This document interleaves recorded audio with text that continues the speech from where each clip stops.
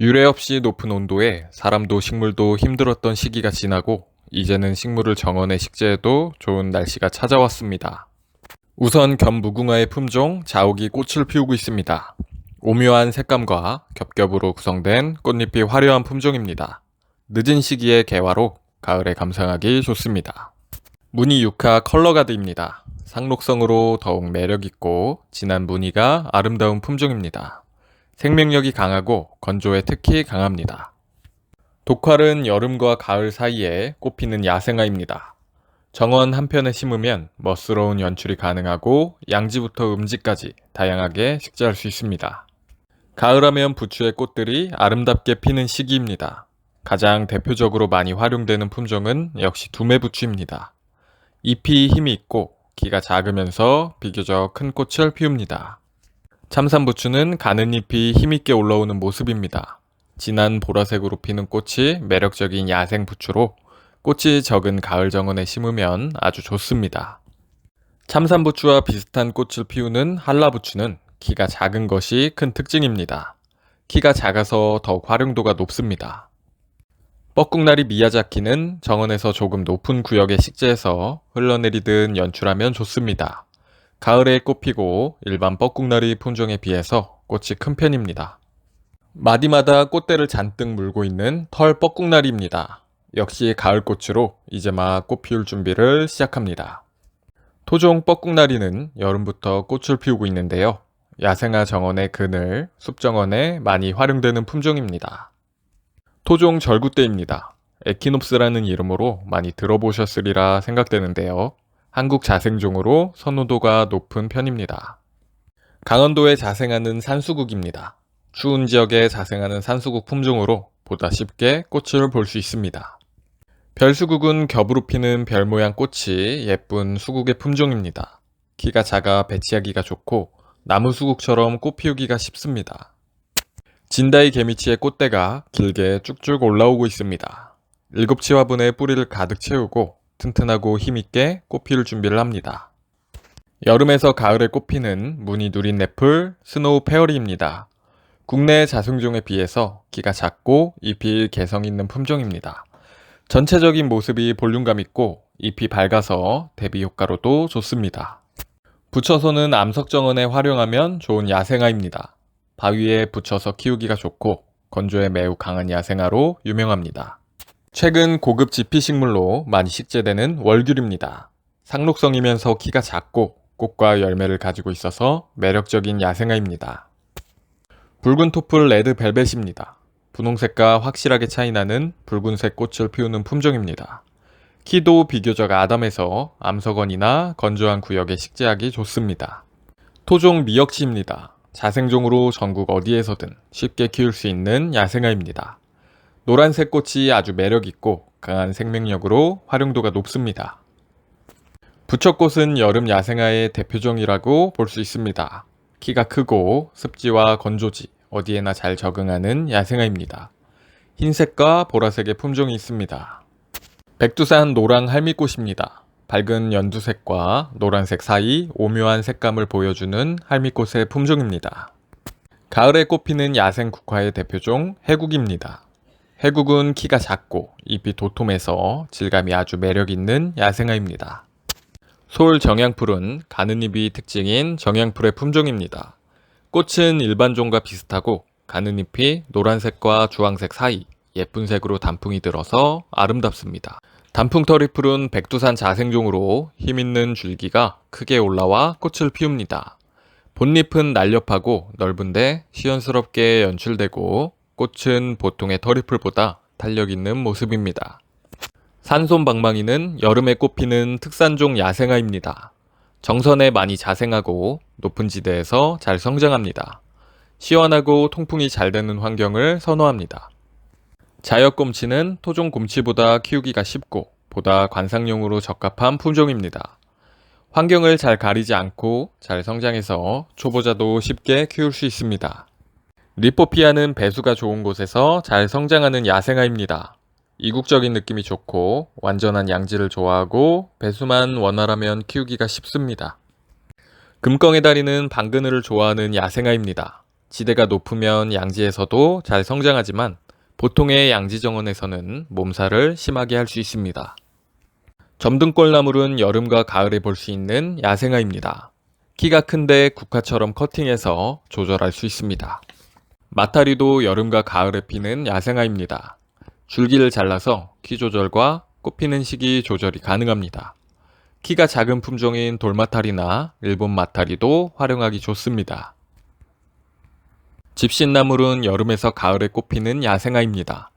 노란색으로 꽃이 피고 유려한 자태가 아름답습니다. 개성 있는 모습으로 특별한 정원 연출이 가능합니다. 봄정원의 인기 품종인 차가 플록스입니다.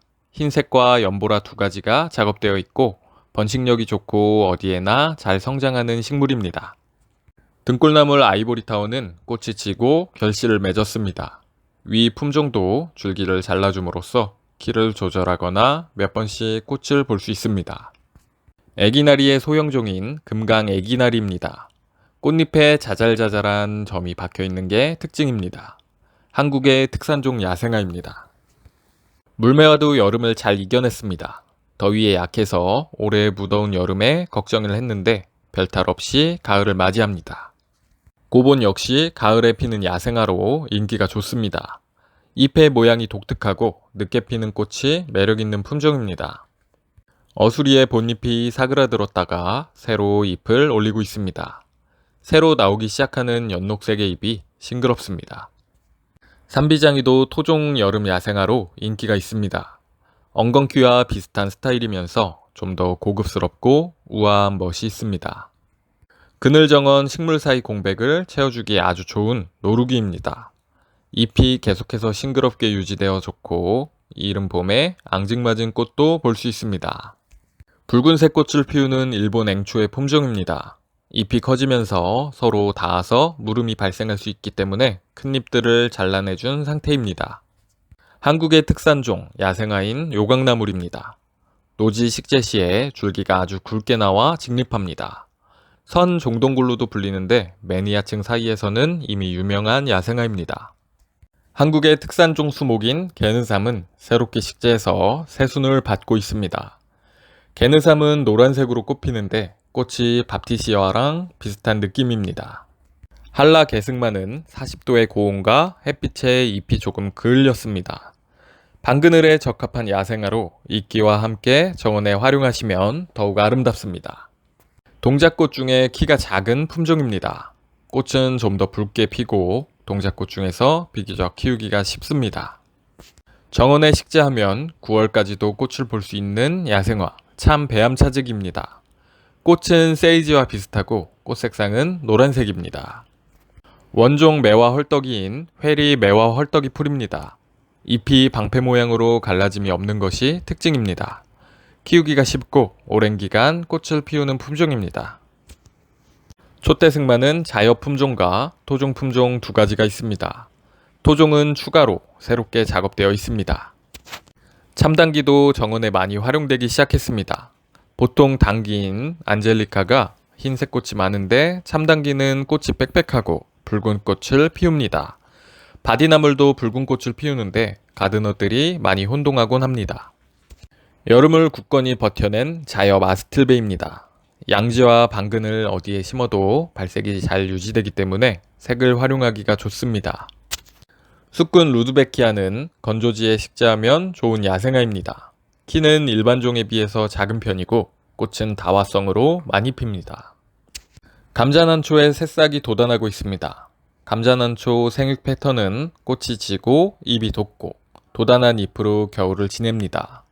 그리고 자연스럽게 또다시 잎은 사라지고 꽃이 피기를 반복합니다.